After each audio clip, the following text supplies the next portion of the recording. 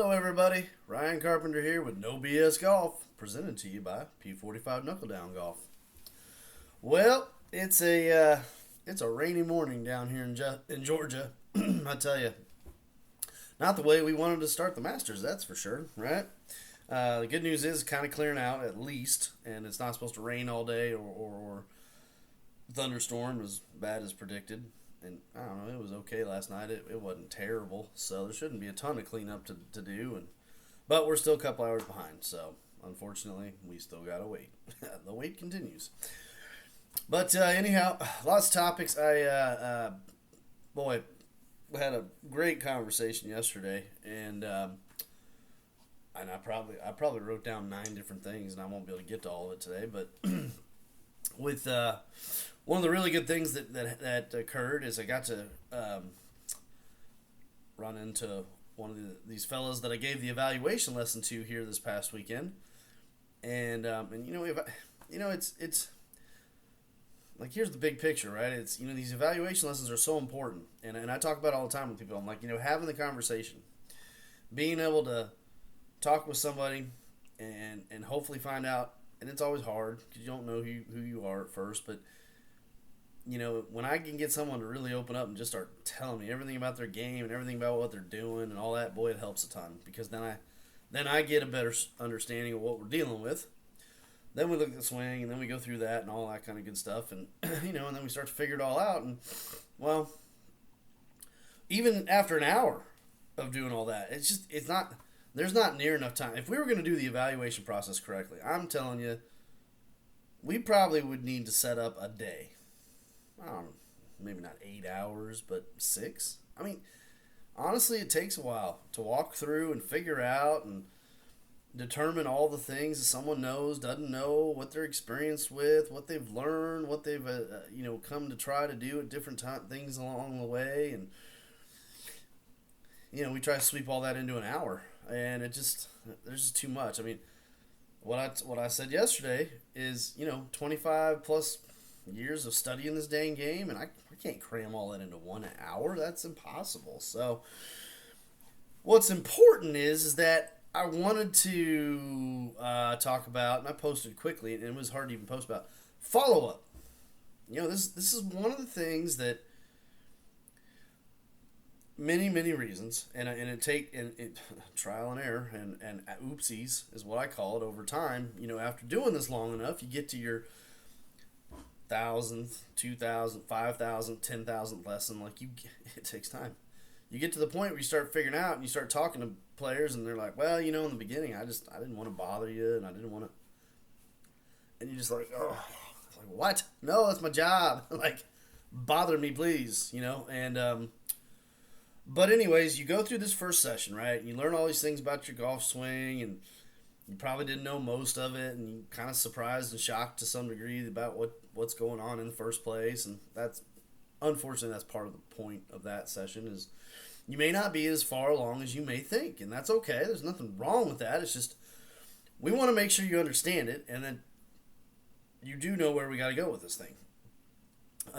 Or you got to know how to make a proper decision, and that was part of the conversation. So anyways, a follow-up conversation is what I want to stick to here. Follow up with this gentleman, and pretty long conversation, probably an hour and a half at least, maybe 2. I honestly don't remember, but that's what happens to me. You get me started talking about golf, and time just turns off all of a sudden.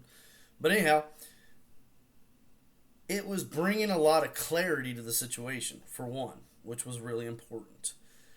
There are so many things that get lost in these evaluation lessons because there's so much information. And it's because there's not enough time to even appropriately cover all the information in the first place. And so the follow-up conversation is something that, I need to start coining this a little bit better maybe at some point, or figure. But if you take a lesson with anybody, and I don't even care, it could be just a regular old staying on the range lesson, which, whatever. But you, for darn sure, should always, absolutely, without any fail, feel comfortable being able to ask that instructor coach if they're good. Follow up questions and conversation, and I'll be honest, I've come across this where behind closed doors, of course, right? It's amazing what you learn behind closed doors. I'll tell you that right now. I've heard instructors literally say, "I wish they'd stop bothering me. Damn it, I ain't got time for that." And I'm like, that's the job. That's what we're supposed to do. What do you mean? I mean, I didn't say that to them right there in the space, but that one went through my head right away. It's like, between lessons, when your players are out there, and again, we can't go out there with them, unfortunately. I mean, I wish we could, but, you're not a tour pro, and I'm not getting paid to be tour pro coach guy either. So, hey, we're both on the losing end of that one, right? But, between lessons, or after at least for sure, you should be more than welcoming. And I get it. Some pros like, well, they may not take no lesson from me in the future, so I'm not making any money off that. Who cares? You know what? Grow up and figure out the fact that you're in a position to steer the ship for people here. And our job should be to keep people going and in this thing, right? Well, the follow-up lesson brings conversation, sorry. Well, I'll get back to lesson in a minute, but clarity to what they may not have figured out from that first session. Well, you said this, but I didn't understand this. Oh, good question. By the way, there's no such thing as a bad question. That's one of my favorites, especially for you beginners.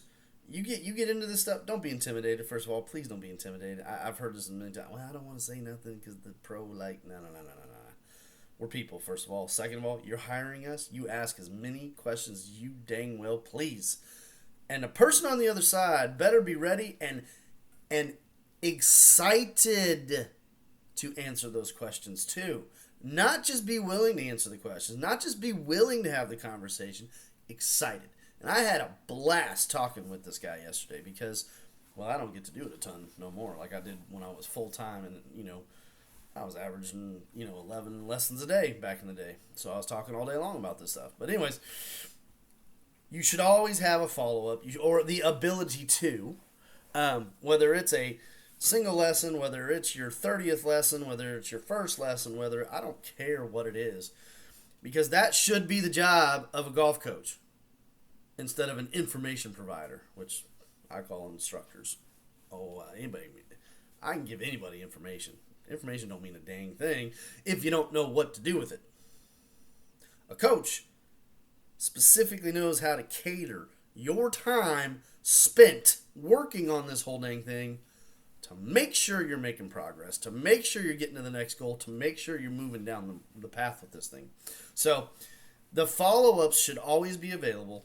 And I'll tell you this right now, and this is where the no damn BS of it comes into play. If an instructor, even for a half a second, body language, right? Like, you can tell this stuff if they sound or it feels like, I feel like I'm bothering that person. You know what? That's a red flag. They should be opening the door with open arms, welcoming you for the conversation. Okay? And if an instructor tells me, I ain't got time for that, I'm like, okay, well, here's the thing. You better damn well find the time, because that's BS. I get it, you're busy, but here's the thing. It's either A, you're so busy with other things that you don't have the time to dedicate yourself to this properly, which could be the case. I'm not going to lie. I was in those shoes too. Or you're choosing not to. I spent, what was it? I was up till, I don't know, midnight the other night. I told the player, I'm like, look, I'm going to get these emails sent out to you, and it's a lot of typing, a lot of information. I may not get to it till the next day, but I'll for sure get it to you the next day. I said, you know what? Nope. I sat here and I pulled up the pictures and I put them into emails and I typed everything out and I went till like midnight. I think, I don't know, maybe it was 11. I don't know. It was late. I don't care what time it was. Point is, I sat there and I said, no, dang it, we're going to get this done. I don't care how late it is. I'm going to find the time and we're going to punch it out, right? And so it's as simple as that. It's not that hard. So you should have the follow-up. The follow-up is important because regardless of where a player chooses, and we'll use yesterday as an example, this player is struggling with the decision, and darn well should be. and it's not uncommon. Everybody has this problem. Now that you have the information, now that you know where you can go and what you might be someday and what's going to take to get there and how to, basically go through this process. Well, and it may not match up with your timeline for one, or it might be difficulty with the time available to do so, or it might not. There might be other thing like, oh, my leg and I'm having a surgery thing. Like, there's lots of possibility, but I'm gonna tell you exactly what I told him. Like, look, I get it. That's fair. You're gonna have to make a decision then. I can't make it for you. I can tell you that right now. But knowing that, there is always the possibility of doing some other things in this whole game, right? Like, we can go out to the course and do playing lesson, and we can go look at short game, and we can design some better, practice. I call it practice mechanics, but whatever. Better ways to put in good time, quality time with what you're doing. Even though the swing may not be efficient, which means there's always going to be some errors. Like, there's just no way around that. If you got inefficiencies in a golf ball, there is no magic fix to that. There ain't no golf club. There ain't no quick, I love you, Hank Haney, but come on, man. Quick fix the slice guy video on YouTube thing. Like, come on, man. Like, I know what he's doing. It's fine. It's not a big deal. It's just, let's get real, okay? And he'll tell you behind closed doors. It's advertisement. Whatever. It don't matter. The point is this. There's no way to do inefficiencies in a golf swing. If you got things happening, it's going to happen. And that means you are going to have some inconsistencies no matter what, right? And we battle on. We play on. So the question becomes, well, how do we figure out a way, if anything, to maybe just go sort out some of the rest of the game for the short term and get back to this stuff later? Because this stuff takes a while to fix. I mean, it's just not always that easy. You're not going to magically fix those inefficiencies in just a couple of weeks. So maybe we come back to that later. We do the fixing later after you get past your little tournament that you want to play in, or your buddy's trip that's coming up, your family thing that goes on in 2 months. We're about in the golf season, darn it. I mean, that's the thing, right? This is probably the hardest time of the year. Now, I say the hardest time of the year, but it's probably the best time of the year, to be honest, because I'm always thinking, look, how about that tournament next year? Instead of maybe doing a little bit better this year, how about you go win the dang flight next year? Small goal, big goal. Okay. So I'm thinking for next year, because I know how many things I want to accomplish with this player over the course of the next 12 months, which puts us into spring of next year. And that puts us way ahead of the boat, because now, by the time we come into spring next year, we're more ready to go out and apply new skills. And we're more ready to really design a functioning player with the time that he has and put him into position to do things that are preparing him for when it counts the most. And that takes a lot of preparation, even at the amateur level. It still takes a lot of preparation. I mean, you don't get we ain't spending 40 hours a week grinding on our game like a tour pro. I get that. But you still got to be prepared if you're going to go try to win something, damn it. Like, just because you got handicaps applied doesn't change the fact that if you're going to try to win it, you need to be the best. And you need to be prepared. And preparing is one of the big keys, and it's through repetition, and it's through design-focused. We used the word focus yesterday too. So we talked about a lot of stuff, folks. This is why this is important. So I basically said, look, here's how this goes. I would suggest not putting it off, period, the end, because while it may not work for the short term, we're about 3 months from, I think, this tournament thing, that's going on. That's really important, and while I would love to be fully prepared for that, it's just not enough time. There's not enough time to complete the entire process in 3 months. It's too much. But if we take 3 and then it gets back and then it's kind of the downside again, and then all of a sudden another month and another month. Now we're 5-6 months down the road and we're just pushing that timeline back too far. I don't like that at all. In fact, I've found some players that end up quitting, giving up, and I don't like that. So I'd rather be pushing forward. I'd rather get on the schedule. And that's the other part. If you get into something like this, pick a day, pick a time, schedule it out. I got 2 guys already scheduled all the way till the end of this year, 2024. Because, for the same exact reasons I tell everybody, Pick a day, pick a time, put it in the books. It's easier to take it out. I got this vacation coming up. I got this business trip I got to do. I got this thing on. I didn't get enough time this last week to do the work, so on and so forth. Great. Skip this one. I'll see you in another week. Whatever. But players start taking their times, and all of a sudden you come in here and you tell me I'm ready and I want Monday at 10. I'm like, booked. Monday at 11. Booked. Monday at 12. Booked. Well, darn it. You got anything on Mondays? Not really, no. Let's check Tuesday.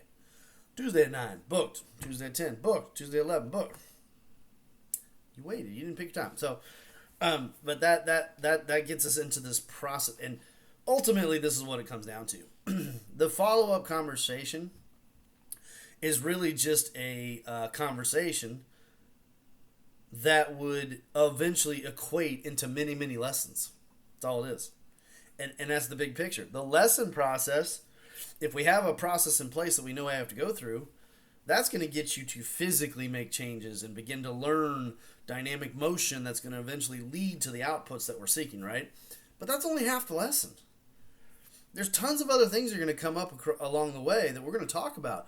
Whether it be, hey, did you see the thing? Okay, so I posted something about Kevin Kisner. It was he's from last year at the Masters. We all know Kiz, man. The guy's awesome.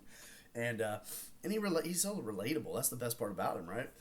But he made a comment. I can go hit 8,000 drivers on the range, and then the first drive I hit a push cut, and bam, I'm pissed off the rest of the day, and I just don't know what I'm off to the races of playing a bad round.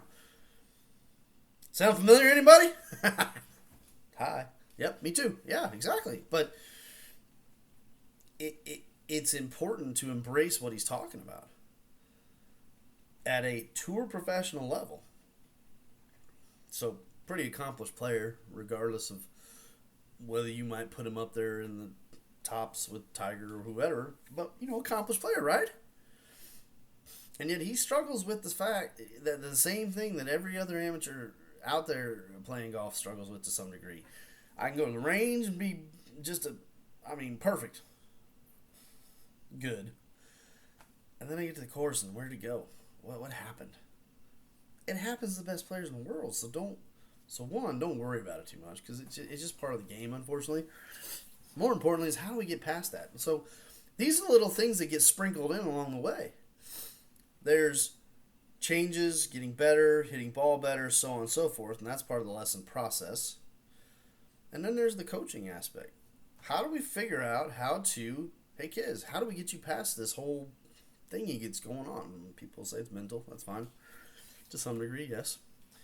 And so the conversation that was 2 hours yesterday was basically little tidbits of stuff that get sprinkled in over the course of 20 lessons over the course of a year. And that's why it's important not just to have the process and the lessons in place to get through step A, B, C, D, E, to get to the player that we want to be. I want to hit it more consistent, with more control, with whatever, right? Accurate, high, low, whatever. Goals. Everybody has their goals, right? And it takes time to work through that, but it also takes time to work through 25 years of studying this stuff, and I still have not finished studying yet. Now, talking to this fella, I may sound like whatever. He'd have to explain it on his own. Maybe he thought I sounded like the greatest golf pro ever to walk the face of the earth. Not true. But, I can say I've dedicated my life to this. And even though I don't know it all, I'm trying to figure it all out. That's for sure. Because I want to be as best I can be when it matters in the other aspect. Not my game. But when you all, the students, are coming to me looking for the answers, I've dedicated myself to knowing that instead. And my game is my game, and it's fine, and whatever, and so on and so forth. I'm old anyways. I don't even care anymore. I just want to play for fun with my kids, honestly. But it's, I want to play too, but it's just time's an issue, like always. Anyways, but that's where I've dedicated my time, and that's where I spend my time, is trying to get the knowledge base from all the new studies that are coming and all the things that are out there. And there's lots of stuff. It takes a long time to sift through it all. But get down to where it's very simple for me to apply with you. And so I definitely wanted to cover this because I know that by far and away most lessons out there don't have this follow up capacity, to it. This thing where it's not built in as an automatic. In fact, you start talking to people and players and that have taken some, and they're like, I didn't want to bother. That they look busy. BS. Okay, BS on that. You paid for someone to specifically stand there and figure you out and tell you and help you know how to get better. Okay? That means everything should apply. Period. The end. You take your excuses and you can just stuff them right down. You know what? Because BS. So the follow-up is important, and the follow-up is literally just especially after the first lesson that I do. Not most people, but the one that I do. Because it is a lot of information, and I want to make sure that we get clarity. I want to make sure that we know what the options are, too, because I'm not lying to people. You got a tournament in a couple months, and we're not going to have time to get there when it comes to all the physical stuff. Well, let's go out on a playing lesson. Let's see what you're doing when you're actually out there. Let's look at some short game in real time, and I want to see how you practice it and what you're trying to accomplish when you're practicing it. Because at least maybe we can clean up a lot of those things, or redesign them, get them into a better place. And while that may not deduct 10 index strokes, because it won't. It's unlikely. When I know the swing is inefficient, it's not what's gonna all of a sudden magically change all that.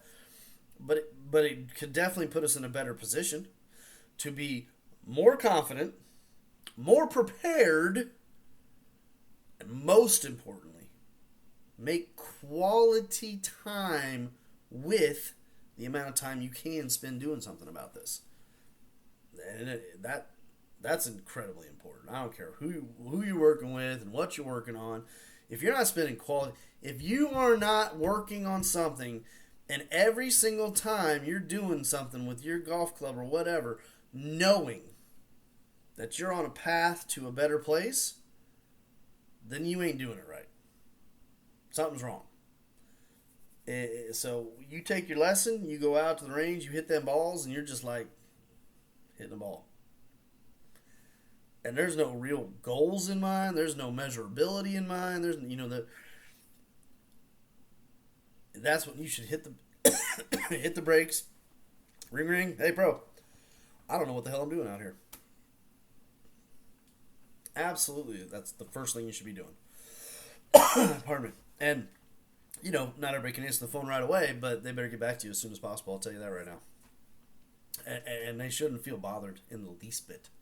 If I had a player working on something and the first thing that popped into their brain was, I don't know if I'm doing this right, I will be mad at them if they didn't immediately stop and try to reach out and find me.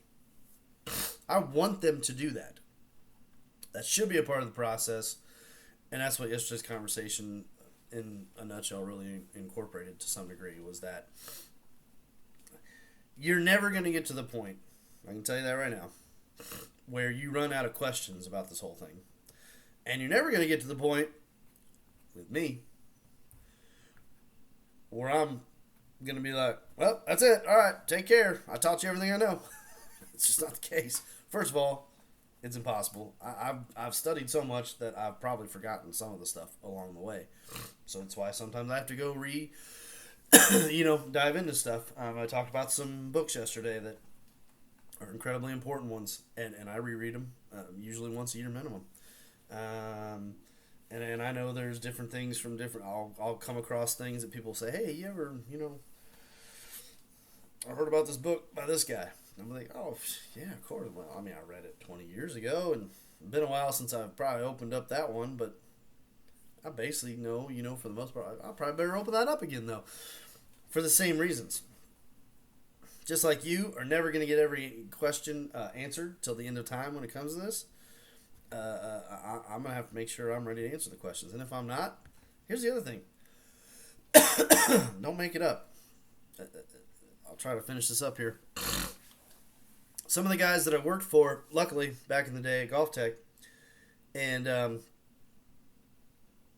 they said flat out, look, You're not going to have all the answers right out of the gates here. It's just impossible. There's too much stuff even for you to learn to be prepared to really do all this correctly. And I said, well, what do I do?